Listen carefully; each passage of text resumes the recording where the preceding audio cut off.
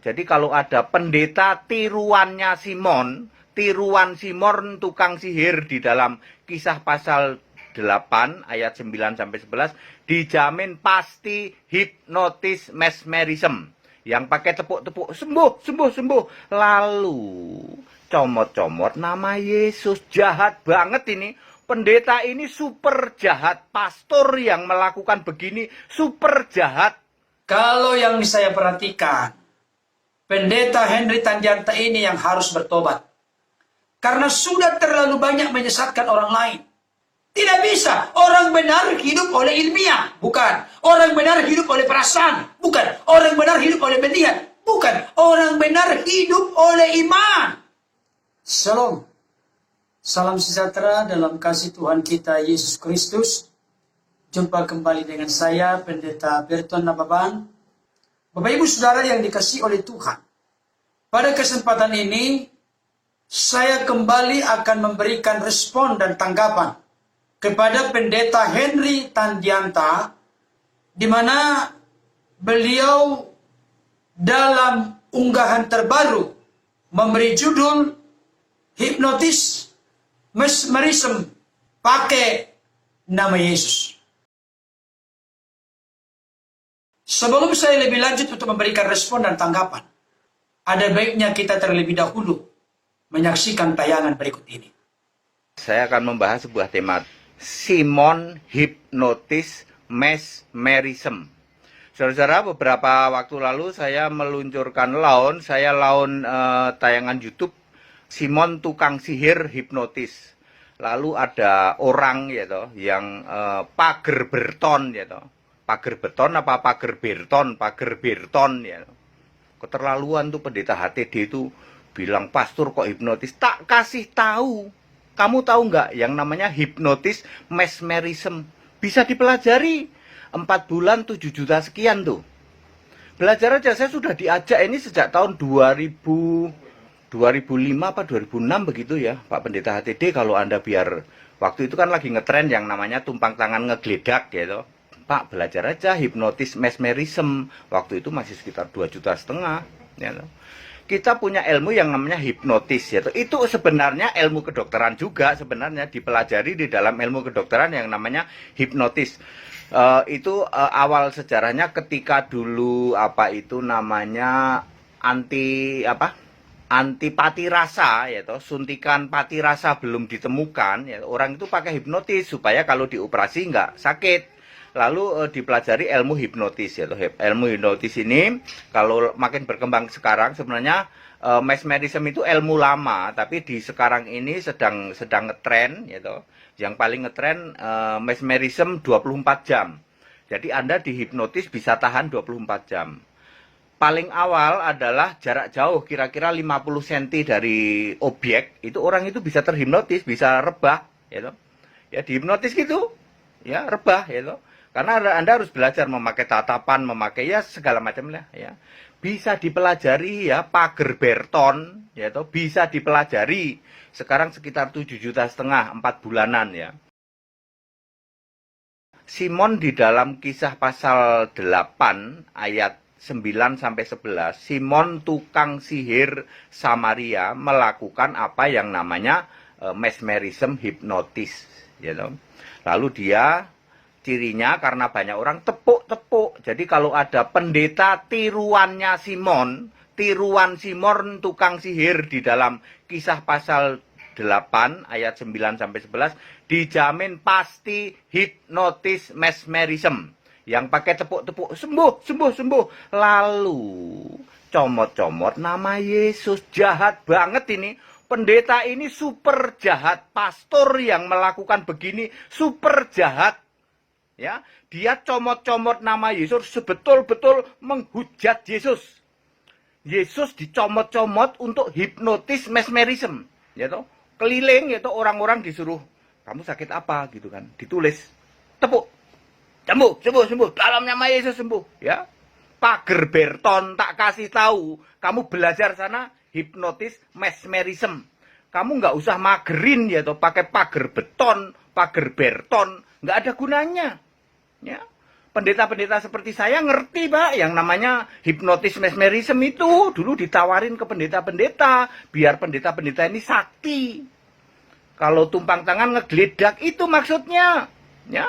Kalau Anda penyembuhan ilahi terus orang dikit-dikit ngeledak, dikit-dikit tumbang itu hipnotis mesmerism, ya. Yang paling laris itu penyembuhan 24 jam. Nanti orang itu bisa nahan sakit sampai 24 jam.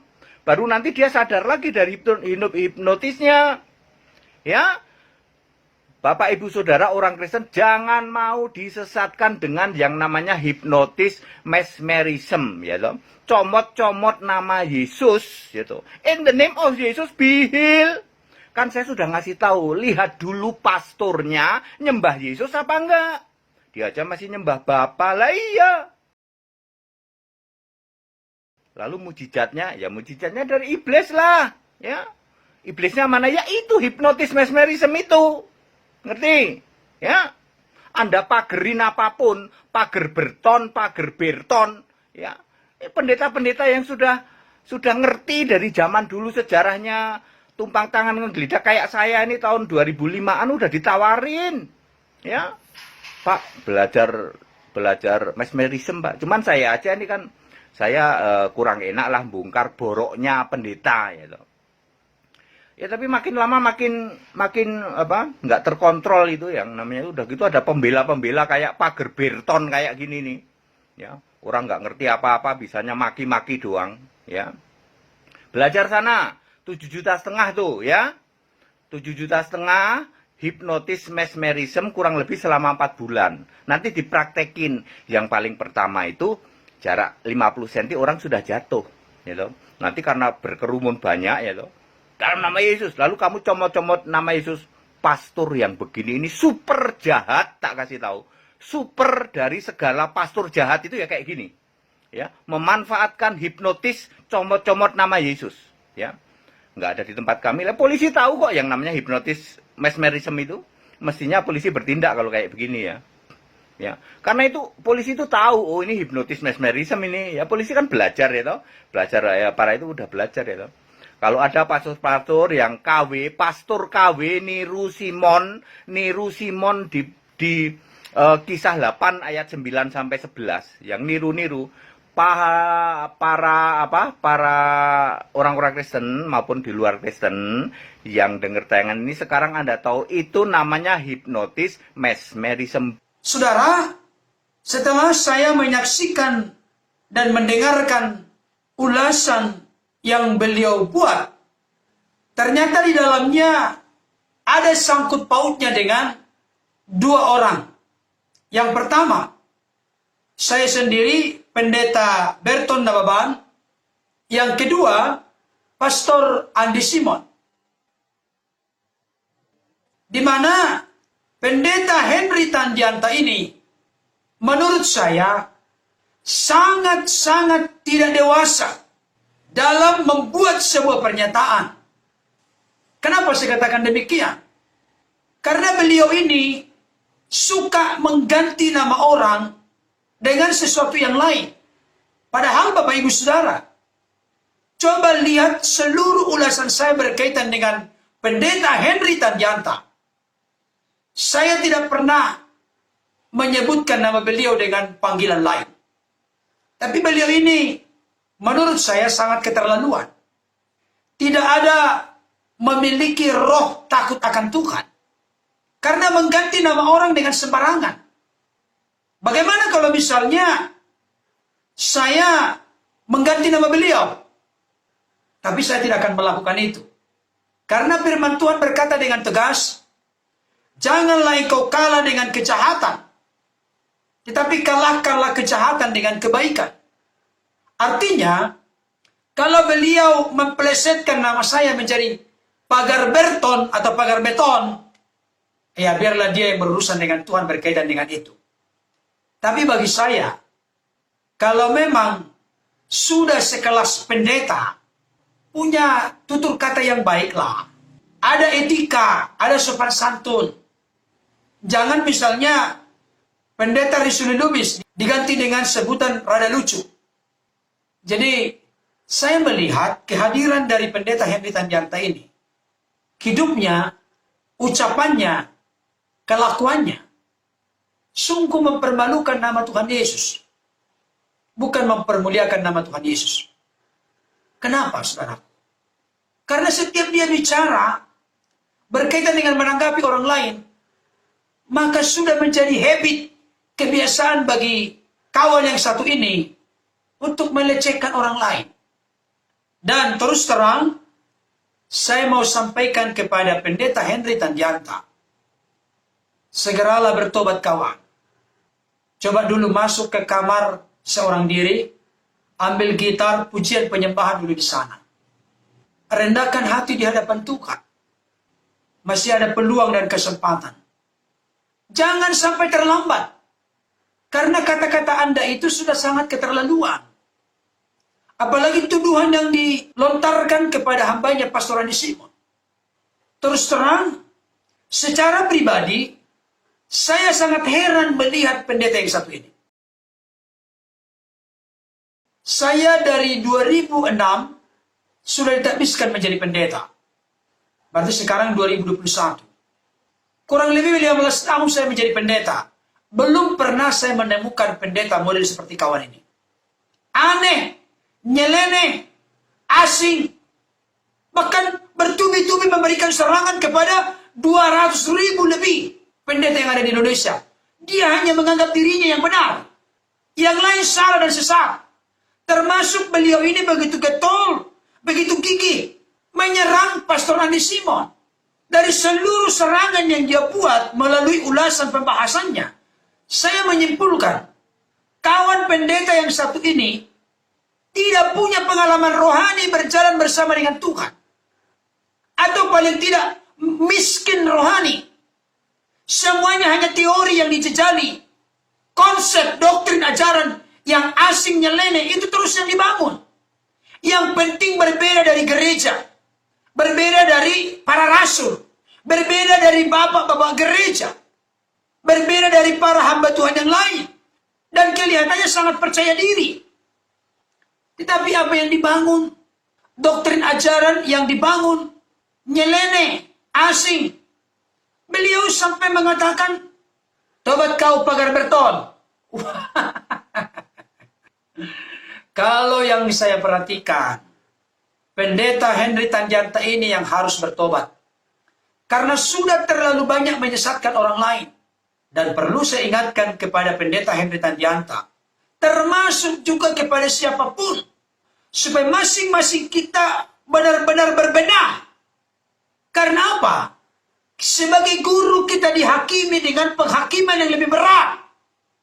Jangan sampai kita mengajarkan ajaran-ajaran palsu, ajaran-ajaran sesat, ajaran-ajaran yang menyimpang. Yesus pernah berkata, jikalau salah seorang di antaramu menyesatkan hambaku yang paling kecil ini, lebih baik sebuah batu kilangan diikatkan ke lehernya, lalu dibuang ke laut. Ini menunjukkan bahwa Yesus begitu tegas kepada seseorang yang mencoba untuk membelokkan ajaran-ajaran yang benar menjadi ajaran-ajaran yang sesat, palsu, dan menyimpang. Dan perkataan Yesus ini relevan kontekstual kepada pendeta Henry Tanjanta. Saya sarankan untuk pendeta Henry Tanjanta, ambil gitar, masuk ke kamar, kunci kamar, pujian penyembahan, rendahkan hati di sana. Tuhan, ini pengajaranku, luruskan aku. Ya bagaimana lagi mau minta dengan Roh Kudus, karena Roh Kudus nggak ada lagi. Bapa nggak ada lagi, yang adalah include-nya di dalam Yesus semua. Bapa hanya kiasan. Waduh, mengerikan ini kawan satu ini. Bahkan yang lebih menyedihkan lagi, dari apa yang sudah dikupas tadi, beliau mengatakan, pastor hipnotis, mesmerism, super jahat, menghina, mempermalukan nama Yesus. Dan tujuan dari omongan itu diarahkan kepada Pastor Andi Simon. Saya melihat beliau ini tidak percaya mujizat. Beliau ini lebih percaya dengan hipnotis, mesmerism. Saya tidak memungkiri ada ilmu pengetahuan secara ilmiah bisa digali, dieksplorasi, alam bawah sadar, alam sadar, dan seterusnya. Bisa dieksplorasi. Dan hal itu bisa membawa pemulihan. Tapi saya mau kasih tahu, kebenaran ilmiah berbeda dengan kebenaran iman. Dan saya melihat cara-cara yang ditempuh oleh Pendeta Henry Tandianta ini, semuanya mau dibawa kepada kebenaran ilmiah, kebenaran yang masuk akal. Iman itu tidak masuk akal, tapi nyata. Iman adalah dasar dari segala sesuatu yang kita harapkan, dan bukti dari segala sesuatu yang tidak kita lihat. Iman dasar pengharapan. Iman bukti dari sesuatu yang tidak dilihat. Saya ingatkan kepada Pendeta Henry Tandianta, paling tidak 3 kata penting. Yang pertama, analisa fakta iman. Analisa lebih rendah dari fakta, fakta lebih rendah daripada iman. Faktanya seseorang sakit, tapi oleh kuasa Tuhan, oleh bilur-bilur Yesus, bisa sembuh. Jadi jangan diarahkan, dipaksa kebenaran ilmiah meniadakan kebenaran iman. Tidak bisa. Orang benar hidup oleh ilmiah. Bukan. Orang benar hidup oleh perasaan. Bukan. Orang benar hidup oleh melihat. Bukan. Orang benar hidup oleh iman. Tanpa iman tidak mungkin orang berkenan kepada Allah. Saya tidak memungkiri medis bisa menyembuhkan. Dan salah seorang dari murid Yesus adalah dokter, yaitu dokter Lukas. Tapi dokter Lukas, kalaupun dia sudah mengerti tentang berbagai jenis sakit penyakit, dokter Lukas menuliskan banyak mujizat yang diperbuat oleh Yesus. Dan memang ilmu pengetahuan makin berkembang. Termasuk apa yang dikatakan oleh Pendeta Henry Tandianta, hipnotis mesmerism. Memang ada kemiripan. Tapi saya mau kasih tahu, segala ilmu pengetahuan yang ada di dunia ini, jangan sampai hal itu mengerdilkan, mengecilkan kuasa Tuhan. Saya akhirnya mengambil kesimpulan, ini Pendeta Henry Tandianta pertama, miskin pengalaman rohani. Yang kedua, tidak lagi percaya adanya mujizat. Memang banyak pendeta sekarang ini seperti ini. Tidak lagi percaya adanya mujizat. Mujizat diperlukan di gereja mula-mula untuk perintisan pendirian gereja baru atau jemaat baru. Saya mau kasih tahu, itu ayatnya dari mana? Kesimpulan seperti itu. Yesus yang berkata, jikalau engkau percaya kepadaku, engkau akan melakukan pekerjaan-pekerjaan yang aku lakukan. Bahkan pekerjaan-pekerjaan yang lebih besar daripada itu. Sebab aku pergi kepada Bapa. Inilah yang dilakukan oleh para rasul. Apa pekerjaan-pekerjaan yang dilakukan oleh Yesus? Mengajar, memberitakan Injil Kerajaan Allah. Menyembuhkan berbagai penyakit. Yang lumpuh berjalan, yang tuli mendengar, yang buta melihat, yang bisu berkata-kata, yang kusta menjadi tahir, yang mati dibangkitkan, kepada orang miskin diberitakan kabar baik. Itu clear. Itu jelas. Bahkan pekerjaan-pekerjaan yang lebih besar daripada itu. Karena yang meneruskan master plan Allah, proyek yang besar, misi agung dari Allah itu adalah para rasul. Karena para rasul tidak ada lagi, maka sekarang ini adalah saudara dan saya. Kita semua, terlebih para hamba Tuhan, pendeta, pastor, dan lain sebagainya. Apakah kuasa Tuhan yang sama hanya berlaku di zaman dulu? Tidak, saudaraku. Saya mau kasih tahu. Kuasa Tuhan itu masih tetap berlaku sampai sekarang. Jadi jangan sampai kita ini kerdil pengalaman rohani. Jangan sampai kita ini makin mendalami firman Tuhan. Seperti Pendeta Henry Tandianta. Semakin membuat dia tidak percaya mujizat. Kalau saya seperti itu, lebih bagus saya tanggalkan kependetaan saya. Lebih baik saya menjadi jemaat biasa saja. Dan kalau memang saya selalu menjadi batu sandungan, daripada mempermalukan nama Yesus, lebih baik beralih kepada keyakinan lain.